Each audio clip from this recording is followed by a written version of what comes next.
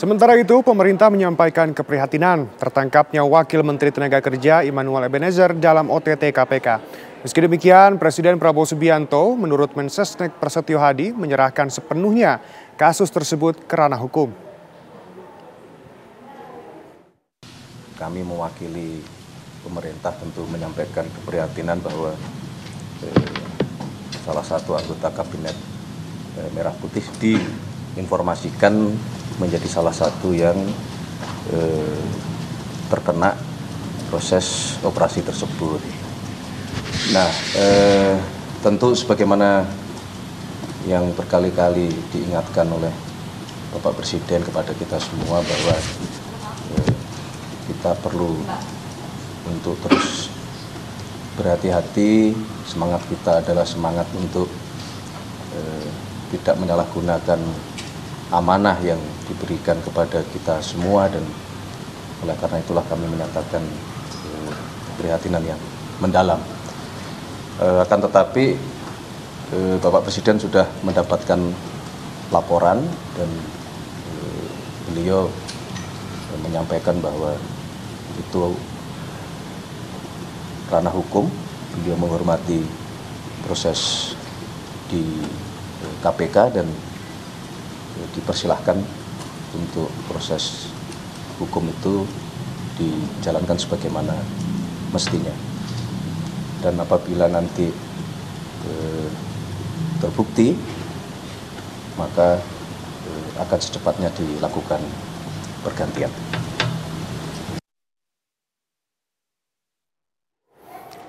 Lalu pemirsa, bagaimana perkembangan terkini mengenai penangkapan Wakil Menteri Ketenagakerjaan Immanuel Ebenezer oleh KPK?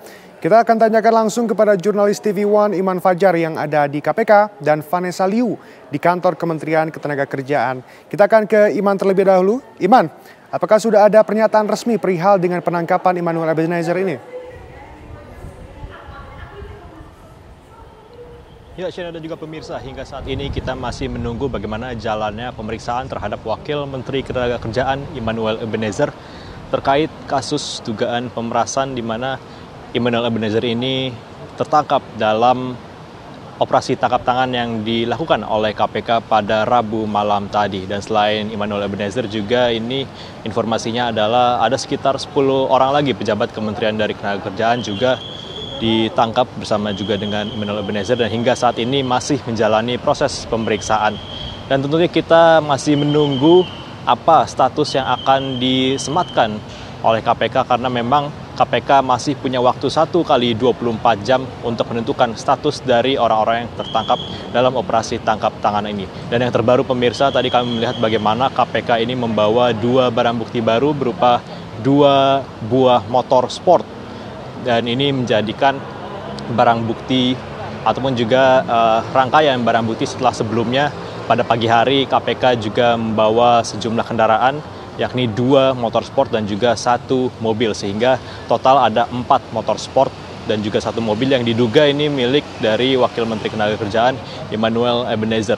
Namun kita juga masih menunggu seperti apa informasi detail dari KPK yang hingga saat ini juga masih memeriksa Immanuel Ebenezer dan juga sejumlah pejabat Kementerian Ketenagakerjaan. Tentunya kita akan menunggu bagaimana jalannya proses pemeriksaan ini dan juga apa hasil dari pemeriksaan dari KPK. Sementara itu, Shena. Baik Iman, rencananya akan ada keterangannya kapan dari KPK ini sendiri? Ya, Shena, kalau kita lihat dari kasus-kasus lain atau kasus-kasus sebelumnya, KPK memiliki waktu 1 kali 24 jam untuk menentukan status dari orang-orang yang ditangkap dalam OTT tersebut. Dan kalau kita melihat bagaimana OTT ini dilakukan pada Rabu malam, jadi ini kemungkinan ada pernyataan dari KPK mungkin antara sore atau bisa juga malam atau mungkin besok pagi. Ini tergantung dari proses yang dijalani oleh KPK ini sudah sejauh apa dan bagaimana jalannya proses pemeriksaan yang berlangsung saat ini. Namun tentunya kita akan menunggu bagaimana jalannya proses pemeriksaan yang berlangsung pada saat ini. Karena selain Immanuel Ebenezer juga ada sekitar 10 orang lainnya yang turut diperiksa oleh KPK, di mana diantaranya diketahui adalah pejabat eselon 2 dari Kementerian Ketenagakerjaan.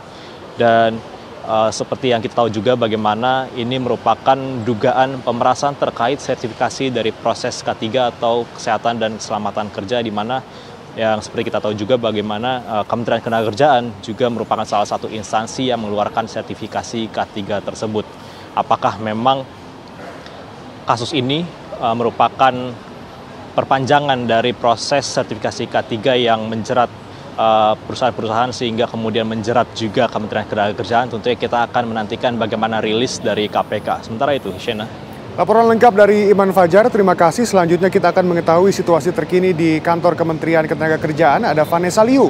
Vanessa, bagaimana situasi terkini di sana pasca ditangkapnya Immanuel Ebenezer?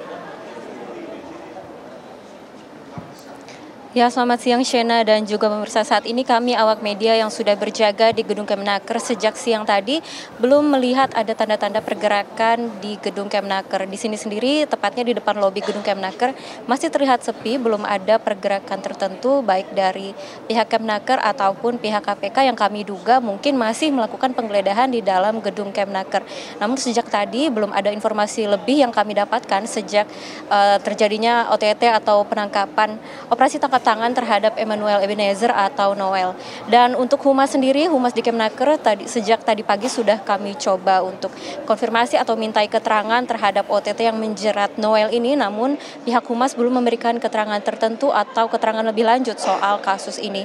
Untuk Noel sendiri seperti yang kita ketahui baru saja ditangkap atau terkena operasi tangkap tangan oleh pihak KPK pada malam tadi, tepatnya 20 Agustus 2025 di Gedung Kemenaker.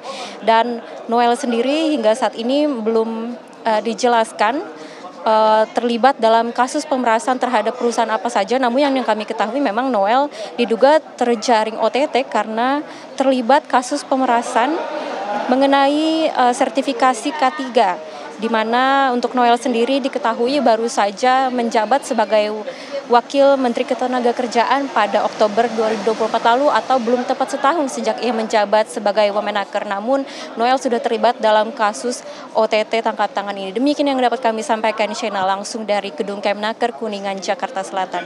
Kami kembalikan kepada Anda. Dari Vanessa Liu, terima kasih. Dan sebelumnya ada juga Iman Fajar. Terima kasih rekan-rekan, selamat kembali bertugas.